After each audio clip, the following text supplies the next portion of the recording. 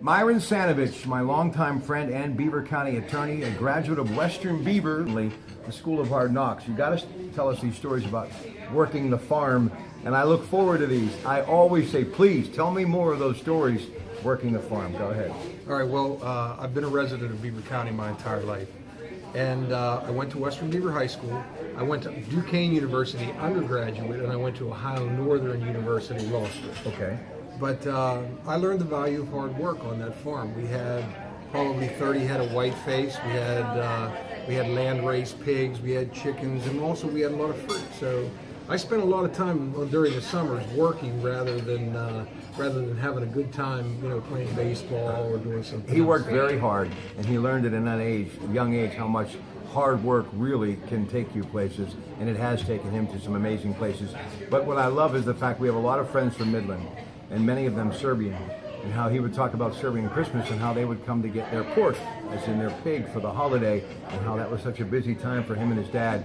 And those are stories that you got to cherish to this day. Oh no, well, and my dad made me be a musician, so when I went to Duquesne University, I was on full scholarship there. I was with the Duquesne University Tamburitzans. Really? So we traveled extensively. I mean, we would do tours, but we would go out to California and back, doing shows through Chicago, just all the way out to California and all the way back, Florida and back.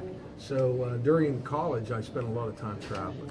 Brzezowski, Buchanan, DeCastro, Neely, Sanovich, Shahi, and those are the ones running. And as I mentioned, your senior judges that can be pulled out of retirement if need be, both quality individuals, Judge Dohanovich and also Judge Guida, who I've known for a long time. I still want to know where he gets his shoes, folks. He's got the best shoes I've ever seen in my life. And Judge Mancini, the president, Judge McBride, Judge Knafel, along with Kunzelman, Tesla, Ross, and Faust. And it is McBride and Knafel who are stepping down, retiring after great service. And I know that you know them personally. I just want to give you a chance to talk about their service to Beaver County and the Court of Common Pleas. Oh, well, both of them have done an excellent job while they've been there. Harry and I, Harry actually was in the public defender's office when I was in the prosecutor's office. When I first started out I started out as a law clerk. I worked for Judge Stiggy. And then after I left Judge Stiggy, I went to the prosecutor's office. So Judge Knafel and I were sort of opposed each other a little bit now and then because he was in the public defender's and I was in the prosecutor's office. So Judge Knafel and I, we have a long history together. Judge McBride and I, we've gotten along very well. In fact, I remember when he ran for judge, he listed one of the cases that he and I had done that went to the Commonwealth Court as one of the better cases or one of the bigger cases that he had done while he was practicing law. Of course, Judge Stiggy at the time had a practice in Beaver Falls with Bill McNeese, a very dear friend. Mr. McNeese worked the summers for my father with St. Joe Led. And let me just say this, as a young reporter, I learned to do it the right way in the late 70s by many of the names that we're mentioning, many of the people that were on the commissioners at that time, the board, people like Bud Pettibon, James Camp, and Eli Korak. I owe so much to all of them, Danny Camp, and people like him and others. So my question is, you've had such a successful law practice, and you have been a solicitor. There's nothing you haven't done. Why would you want to become a judge after everything, other than maybe just wanting to pay it forward a little bit? Well, it's sort of paying it forward. I mean, let's face it, I began, as I said, like a law clerk, and then I became a prosecutor, and I became a defense attorney, and I litigated a lot of civil cases. In fact, I looked at it the other day. I actually have done cases in 14 counties in Pennsylvania, and I've litigated in at least 6. So I have a vast experience, and also I've done a lot of labor law. I've defended police, firemen, do a lot of children, and then negotiated contracts. I was the chief county solicitor of Beaver County for a period of time. So at this point in time in my life, my son's graduated now from law school this past Saturday. My daughter is a graduate of Furman University in South Carolina. So they have, they've sort of begun their lives now, and they don't need dad around the house as much. And so I think that it's my duty to put all this experience that I have to put it to work. All right, what would your mission be from day one if elected? Well, I think the good thing about my position that I'm in is that I can actually hit the ground running. I mean, being a litigator, having the experience that I have, it's not like I have to learn on the job. I would be someone who would be able to rule on objections. I know evidence, the rules. So I'm fairly ready just to take the seat and begin the job.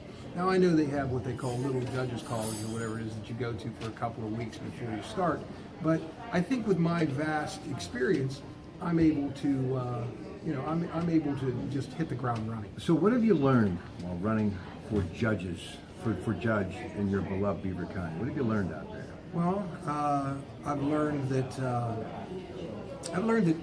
people are very, very cordial. The people are very nice. They want to know what you're going to do.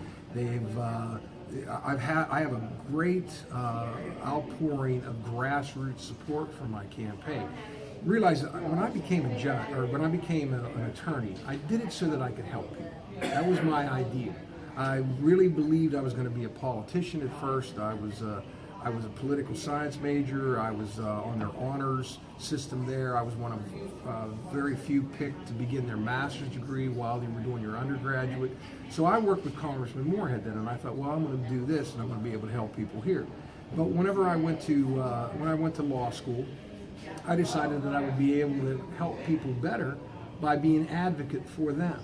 See, that's the whole thing about the service that I want to perform, because I'm able to argue for other people. People who aren't able to argue for themselves, people who can't put into words what they need to say to a judge or to a jury, I'm the person to do that. And so I think that's important. It's a service that I've done my entire life, trying to help.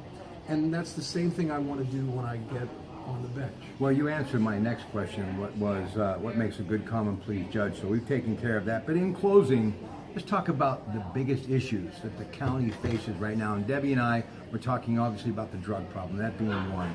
There's a vast array of problems. That's why now more than ever, the expertise that you believe, and many, including me, you and Debbie, I think have. But it will be necessary for you to do more than just hit the door running. You're going to have to really make some big decisions because we have some big problems. What do you think they are right now in the county that you're thinking about that you know you're going to be dealing with if elected? Well, one of the biggest things I think that we have to deal with is, of course, the drug and alcohol problem in the county. Heroin is a terrible thing.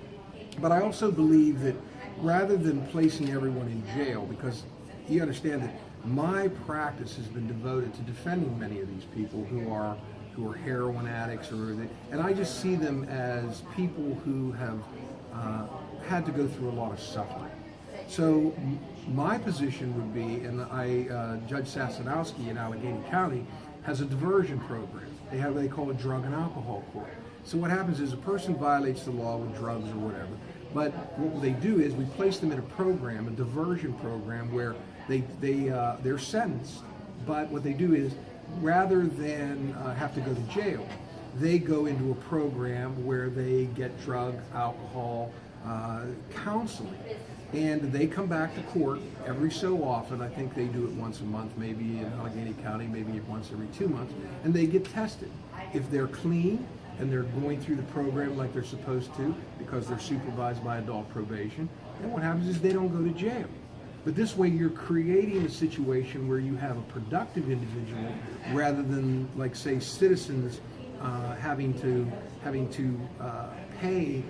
I think the estimated cost now is between $35,000 to $45,000 to house one person. Okay. All right. But so I think that's the important thing right now. Those kinds of things. Now, I don't know whether I'll be assigned to that court. If they assign me to the family division, well, I worked there with Judge Stiggy. They assigned me to the criminal division, I was a prosecutor. I know that, and I'm a defense lawyer. They assigned me to the civil litigation area, I've done that. So those are the things. I will tell you, though, I think one of the biggest things in my campaign is that my campaign is self-funded.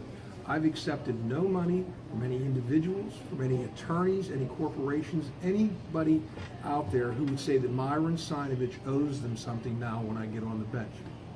Thank I'll you. be able to be independent. There you go, folks. That's our night meet the candidates at the club at Shadow Lakes. Always a great place to meet and greet friends, an incredible golf course, and yes, Chef Art Manji and Jimmy Manganello. Good night, everybody.